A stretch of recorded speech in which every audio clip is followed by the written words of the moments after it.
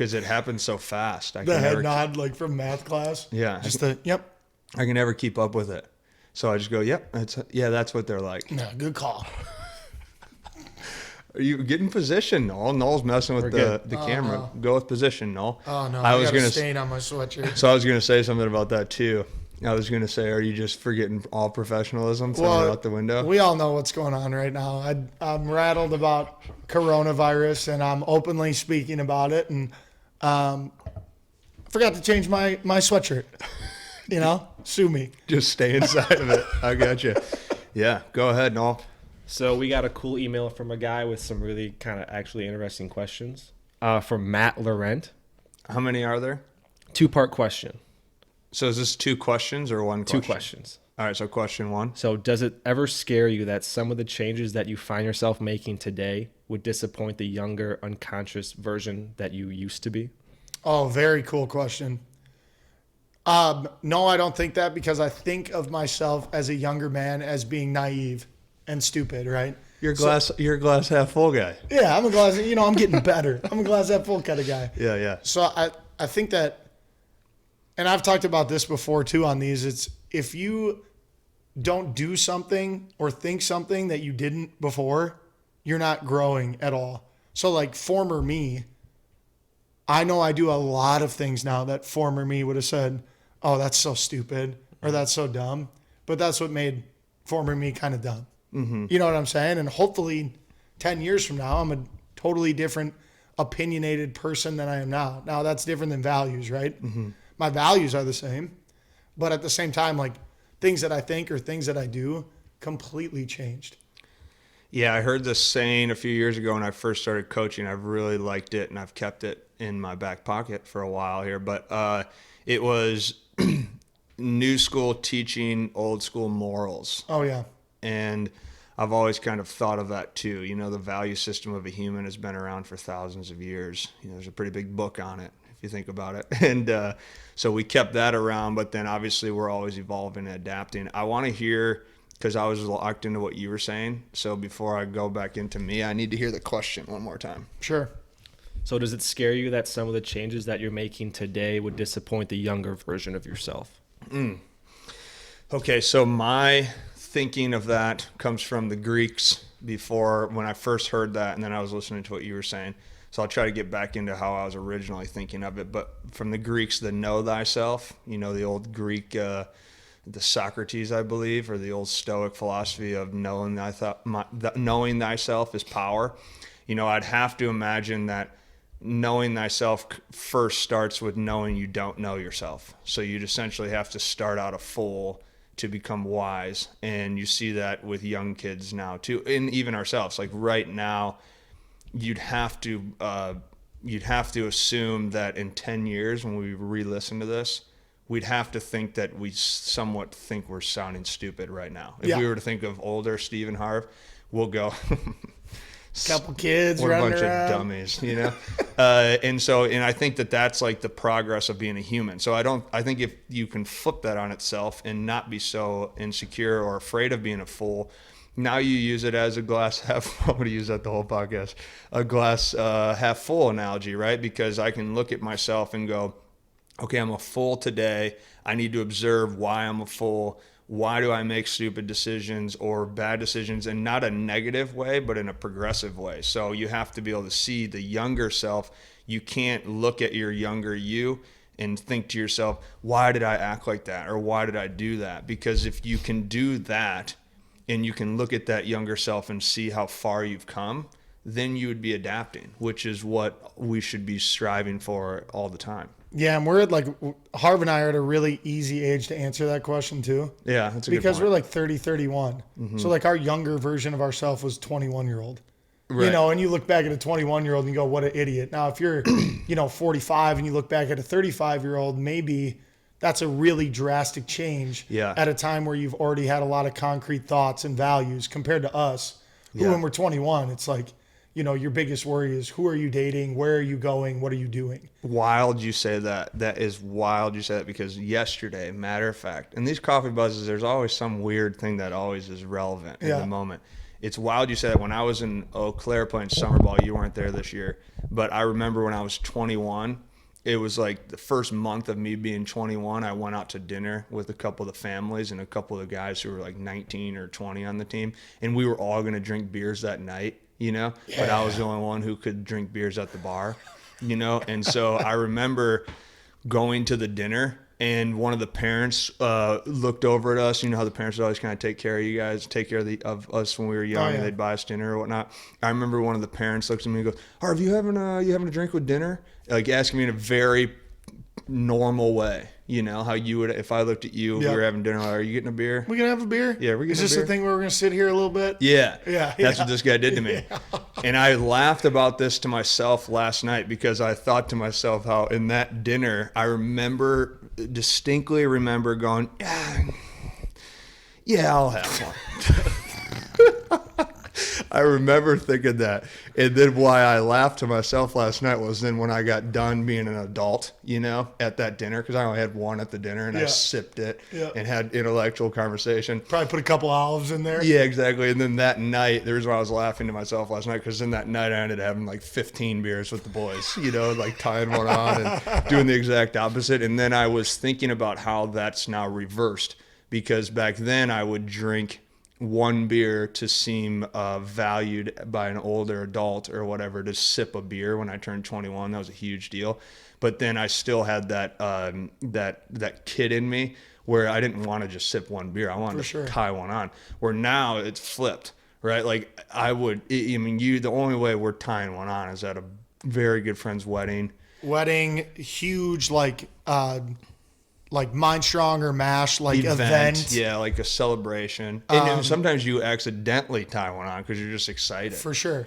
That's it, though. You know, that's it. Certainly not in the winter months. You're not doing that once. No, and that was what I was saying, because now, or what I was thinking is that now I have a glass of wine or two, possibly, if I just want to work a little bit at night. Like I like having a glass of wine and working. You know, it helps me think a little bit. Well, and we were talking about that to wrap it up in the sauna last 2 nights ago, is our age bracket, you know, the people that we're around, that Harv and I are around the most, are in like a life transition phase, not in like a bad way, in like this is our new normal. You know, it's not just like, it's a full new chapter. It's almost like high school to college to young man, and then young man to professional. We're like getting into the professional range. So it's like, it's a totally different human being that we're talking about in my head. That's not even like a real person. It's like, it's the same. I equate 26-year-old Steve the same as I would 12-year-old Steve. If that makes sense. It's just a distant figure that was part of the current Steve's journey. That's a fun conversation. Thanks, Matt. Great question. We can probably take that one we will take that one for a little while, because I'm not necessarily done talking about it, but we have to be. Well, part 2 ties into it still. Okay. Do you think that the 12 or 13-year-old version of yourself would look up and respect who you are today? Yeah, I do. That little guy, he'd be very happy of me. Yeah, I think it would take my guy a little bit. I don't think 12-year-old me would like hearing, you know, you're going to be a podcast fire and ice baseball coach. But they wanted to hear big leaguer. He wanted to hear big leaguer. Okay, right? I'll give you that. You know what I mean? Maybe I jumped the gun a little too early there. But I think he would understand. I think 12-year-old Steve was smart enough to understand, you know what, you are doing good things. You're a good guy. You know, you're doing the right kind of stuff. You're around people. You're still doing stuff that you love. You hang out with your buddies all the time. You got a great gal. You live by your parents. I did a lot of things right, but 12-year-old me for sure at first would go, what a loser. Yeah, you should be in the show. Yeah, you didn't even get close. Yeah. Yeah, maybe that would be the I'm going to go in there deep. Sometimes I love the podcast, the coffee buzzes, obviously.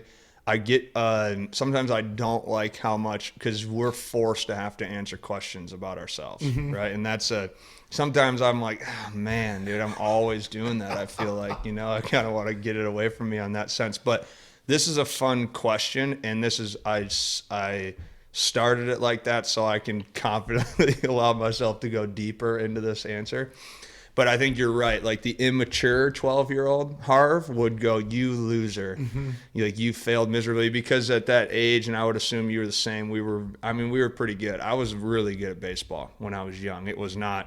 You're not thinking that incorrectly. You were really good. Yes. You ended up playing professional baseball. You were better than everyone that was around you. Yeah, there wasn't For a sure. tryout that I went to where I Yeah. probably felt a little nervous. Not once. Yeah, so like, and I know some kids do have those fears and families, and they have those fears, and that's a real thing, right? So if I were to think of the baseball analogy, and it did go pretty well the whole way up, and that's pretty common for very successful athletes, is you really don't fail until you fail, and then if you make it to a certain height, once you fail, it's over. Yeah. So you just go, wait, hold on a second. yeah, and I've talked about this with kids too, because I'd never had a bad baseball season. Statistically, I did not have a bad year until my last 2 years of pro ball. I had one bad year, and then I spent the whole offseason going, are they going to call me today and release me? Oh, they didn't. Are they going to call me today to release me? And I did that for a year, and then I sucked for like 3 months and got released. So it was very quick. Now, leading up to that, there was never a doubt in my mind I would have made it to the show. So yes. So originally, the 12-year-old would be mad at me for not being a big leaguer. But I think to dive in and peel into that, I think it's really fun for everybody who's listening to really, if you could sit down and spend a day, spend a full day, a desired day where you go and do this, get away from everything, be entirely by yourself, and really look at your life as one singular day. So if you could look at your life as one day and really remember things that you did as a young person, good and bad, like really think about your darkest thoughts, your most positive thoughts, your darkest, things that you've done that are very bad, things that you've done that are very good, like all these sort of things. Think of it all entirely, going back to the know thyself, I suppose, and think, are you doing today what you could remember when you were a young kid? Like when I was a young kid, I loved telling stories. Like I've always liked that. I've always been curious. I've always liked asking questions, and that excites me. So I didn't know that I could maybe make a career out of that. I never thought that when I was 12. There's not really opportunity. It's kind of doctor, lawyer, major league athlete, or follow the system. Or you just, really 12-year-old you, that's the beauty of 12-year-old you, right? Yeah. There wasn't anything else. Right. It wasn't even a thought in your head that you would do anything other than that. Exactly. But there are traces of your personality at young ages. I think that because the world shuts all your thinking down, like it shuts your dreams down. So if you take out the astronaut young kid, take that out and just go to like a blank canvas that you get to paint, the world, for the most part, most people don't ride on intuition. So most people tell you that your ideas are crazy or you're stupid or yada, yada, yada. So you fall into the assembly line of just going to work all day, every day. And I think as you get older, you lose those intellectual conversations with people, because most people don't ride on that young child, dreamlike intuition that we all had. So I would, that's where I'd feel good about that question of, I do feel like I respected that to a large degree, and I hope that I always do. I don't, who knows what we'll be doing when we're 40 or 50, but I think that's really important. So that's a good question. Boom. All right. What single memory or experience that another person has would you most want to import into yourself? One more time for the old bull. What single memory or experience that another person has would you most want to import into yourself? Oh, dude, I think that people all the time underestimate what the human experience is like. Like for me, I think people are able to say, oh, we did thing X, and think it's super normal. But I think about things that I've done that aren't even considered amazing, that I've thought in the moment are amazing. So that's a good point. The first thing I thought of was being the first man on the moon. When you really think about that, like you really dive into it, and they were like, all right, dude, we're gonna bop you into this thing. Mm-hmm. We're gonna load that thing up, and we're gonna fire that MFer right up into the stratosphere. Right. And you're gonna land, and it's gonna work out, and you're gonna step on another planet. When you really think about that, I hope people can really think about it. The feeling that they must have had. And you can only make a story because there's no way you can really understand that. And then you come back and you're like, oh, dude, it was wild. And people are like, yeah, it was probably pretty cool. Like right now, like Neil Armstrong, I can't remember who was the other guy that was up there. See, that's the problem, right? Buzz Aldrin. Buzz Aldrin. These guys Dynamite dropping. are boys. Like they have a bond that nobody can ever take from them. They're like, yeah, well, we were the first guys on the moon. So what's up? What do you got? It's wild, dude. I would love to have known the feeling of doing that. And at the time, like everyone was glued to their televisions and it was such a big deal. Now we just, like anything, I get it. We just shoot people around all over the place now. We got satellites everywhere. It's whatever. But that feeling must have been wild. Yeah, it's hard to piggyback on. I mean, you really took the Taj Mahal there. Well, there's a bunch, right? And, and I don't mean to be disrespectful towards anyone with this. And I always say this, I'm extremely uncomfortable talking about like military things because I have no experience with them. But I can't imagine what the adrenaline and fear and just like the overall human experience was of like a D-Day. Mm-hmm. Like what those guys went through and what they were feeling and what it was like running up and all of these things. Like those are like those late night thoughts, right? When you're kind of by yourself and you're going, will I ever feel that as a human, like crazy feelings like this? Or will I be a part of something wild? And like on one of the questions was, what do you hope you're alive for? Like I do hope I'm alive for a quote unquote alien coming here. Mm-hmm. Like that would be crazy. What? And it might happen. Yeah. You know what I mean? Like look at how much crazy stuff has happened. Like, I don't know. There's so many. And the problem, right, is that a lot of those feelings that I lean towards are ones that are of either huge fear or huge risk or very sad and tragic, right? Because it's a feeling that you can't recreate. Yeah. It's also wild because the tragic, it's like, I might have this quote wrong, but it's like 10 things happen, 9 are positive. You remember the negative. Mm-hmm. And it is something where the negative it's so much easier because it draws fear, right? So it draws your attention where things, that's kind of the essence of mindfulness, right? If I look at that tree, like it's just a peaceful tree, but how much does that conversation carry weight compared to, well, there's a massive alien that's just landed on the planet. Like you would change everything you think of and go to the alien. The whole world would now become one and shut it down and look at fear an alien. You're in your day. You're just driving around. And that news alert comes on. Yeah. And it would shut down. It's like, I don't know. There is an alien. Is this your question, Noel? Yeah. This is yours? Okay, so like this, I just get really excited talking about this stuff because I think this is where it's interesting, right? Because you figure out if people actually think about other people outside of their own world on a day-to-day basis. And I do this all the time. All the time. Like, I wonder what it's like to be Dale Earnhardt Jr. all the time. Just ripping those things. Just ripping through that road. Being comfortable. Driving a race car. I do think about that. Popping in there, confident. Yeah, like a skydiver, or someone.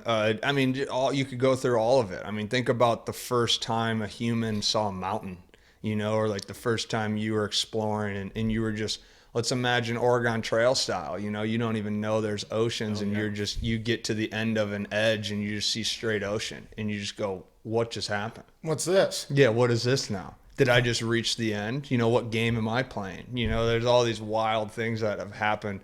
And then thinking about the ocean, right? There's a mountain range that's bigger than the Rockies, like in the ocean. Can you imagine how scary that's got to be?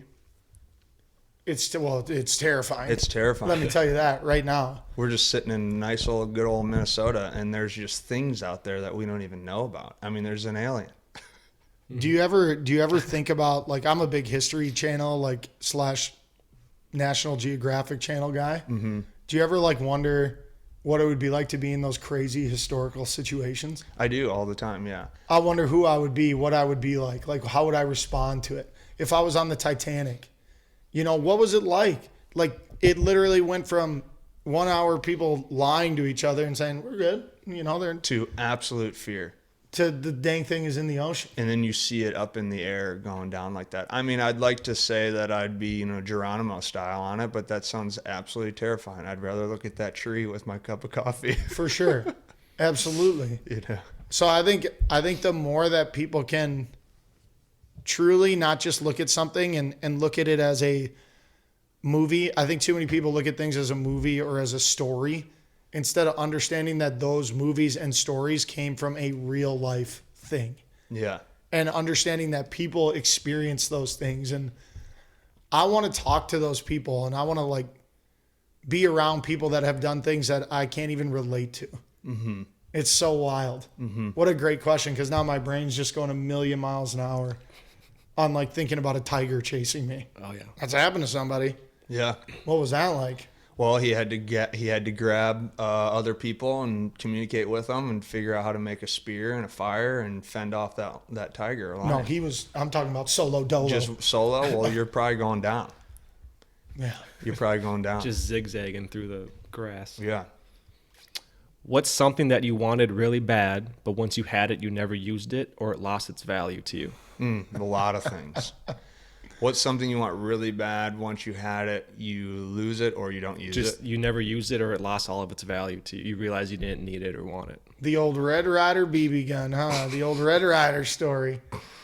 Tale as old as time. Tale as old as time. What did you obsess over and bug your parents about?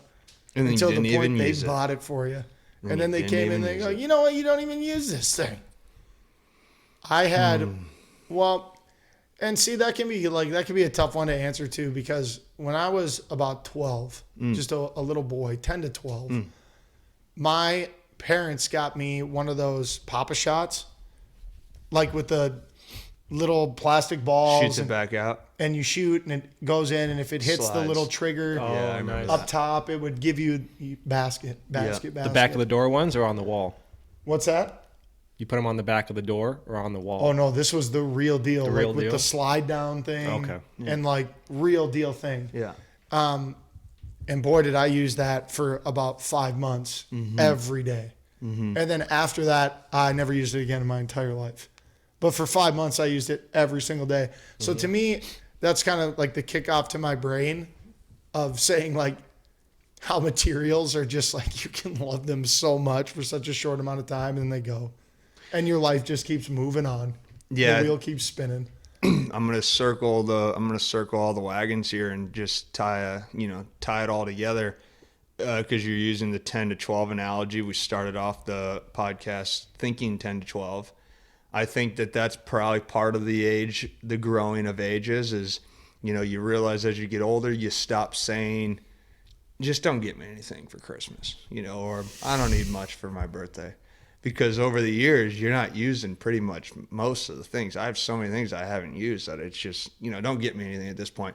And now the irony here is, and I was telling some of the young fellows a couple months ago around Christmas time, I said, the irony here, boys, is I'm 30 years old, and the only thing I want accessible to me right away in the morning is a nice pair of clean boxers, some socks. That's it. I can figure out the rest after that. Well, yeah, because as you get older, you have so many things going on throughout your day that are real. And you don't want to think about anything besides I drive some boxers. Sometimes I go without boxers. I had breakfast the other day, no boxers. I'm bad. Yeah, and it's getting warmer, so it's a little bit better. But the point is, I asked for Christmas as a 30-year-old. I told my mom, I said, if you get me anything, you don't need to. I love you. But if you do get me anything, wouldn't mind some boxers.